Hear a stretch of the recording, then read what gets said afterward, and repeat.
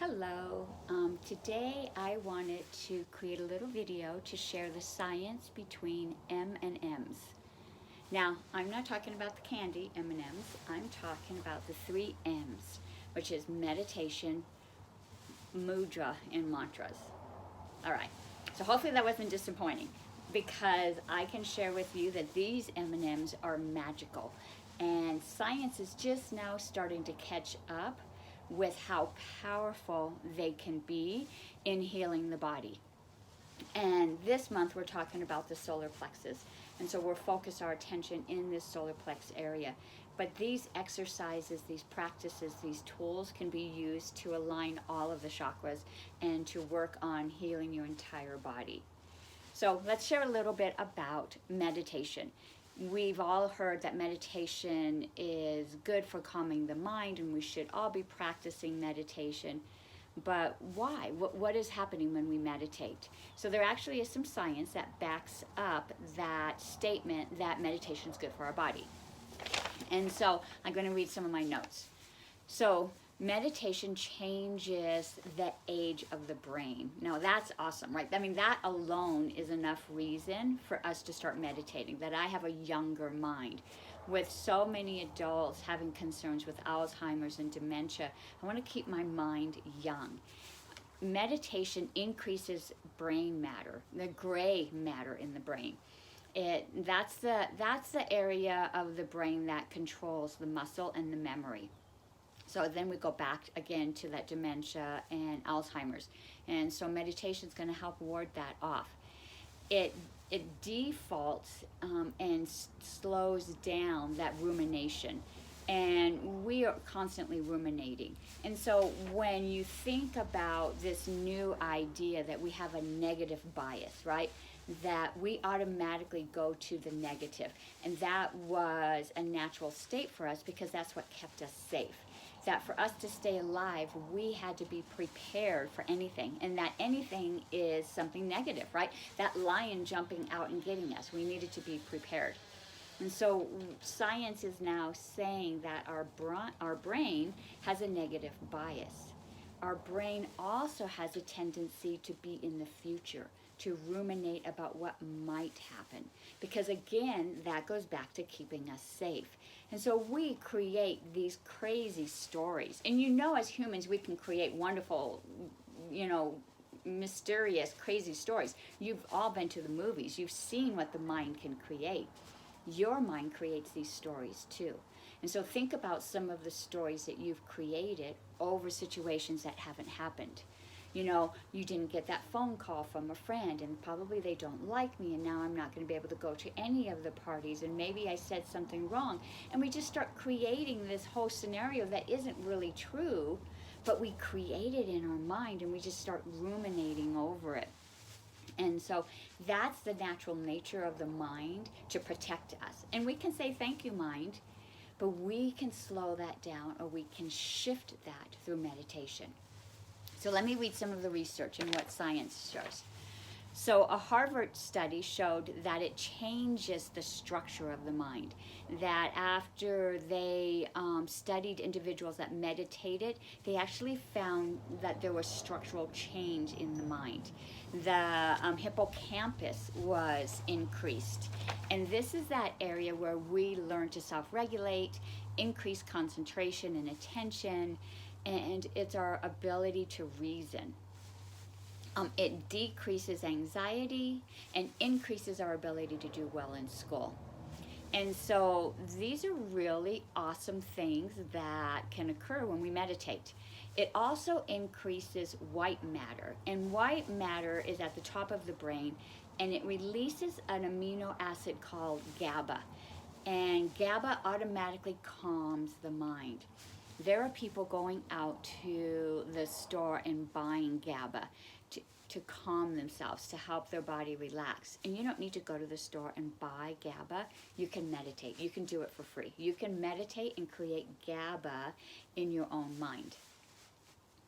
And so we want to begin this practice of meditation to help our body heal.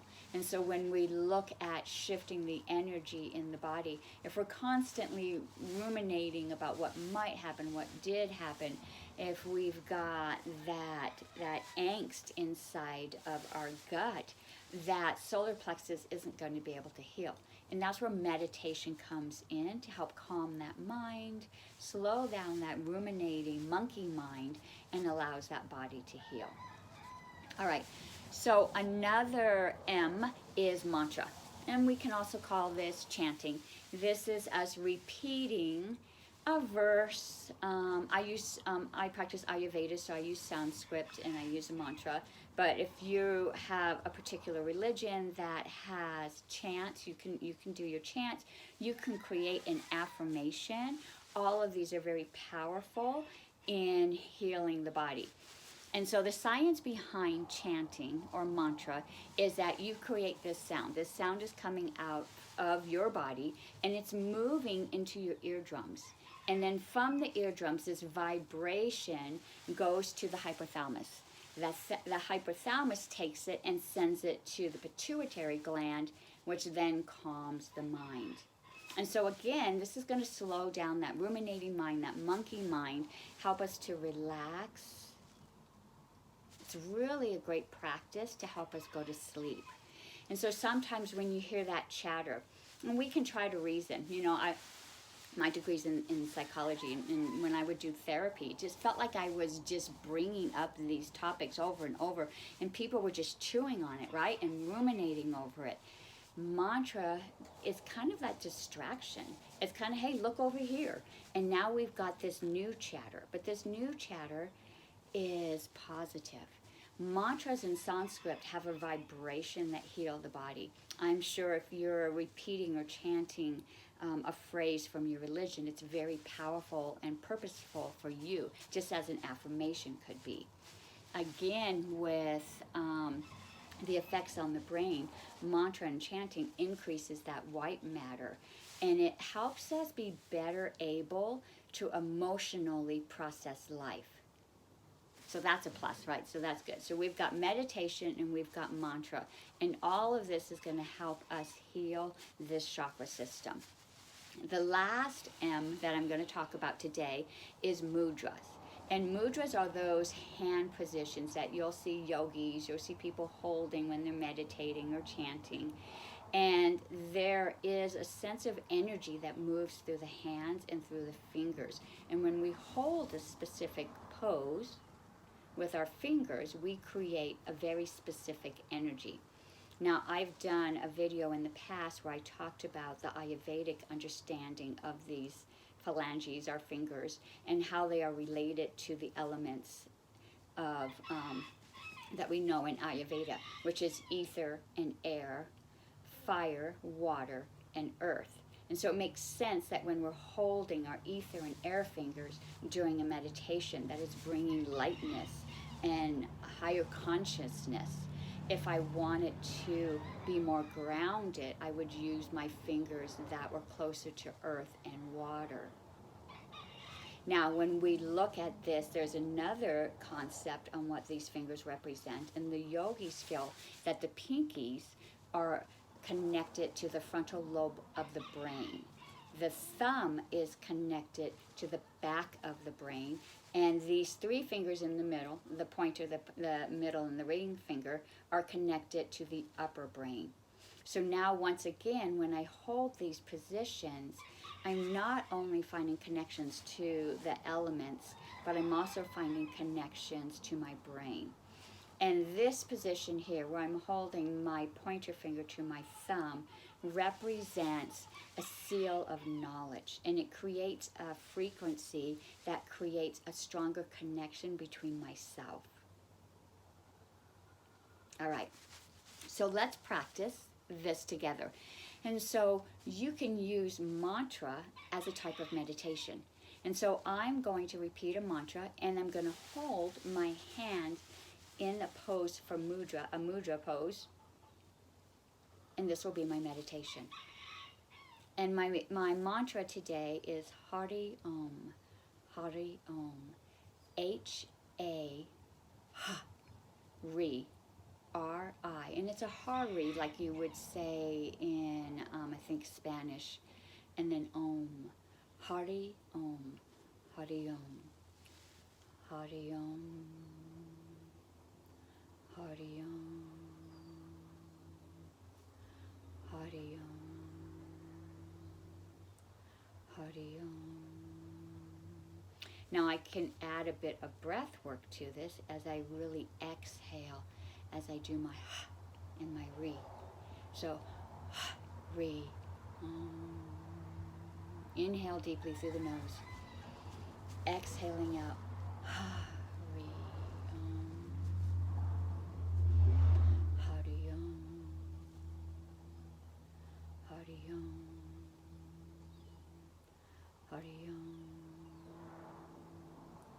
Hari Om. Hari Om. Sometimes when my mind begins to ruminate over something that happened in my life, and it could be something silly, it could be something that someone said to me, and I'm making a big deal out of it, I'll just go back to my mantra. Hari Om, Hari Om, Hari Om, Hari Om, Hari Om, Hari Om. I can make a song out of it. Hari Om, Hari Om, Hari Hari Om. And it creates a new vibration in my body. It creates the ability to let go of that ruminating mind and those other thoughts, other energies that are pulling on me, and helps me find calm. All right. I hope that you've enjoyed this short video on the science behind our M&Ms, meditation, mantra, and mudra. I wish you all well.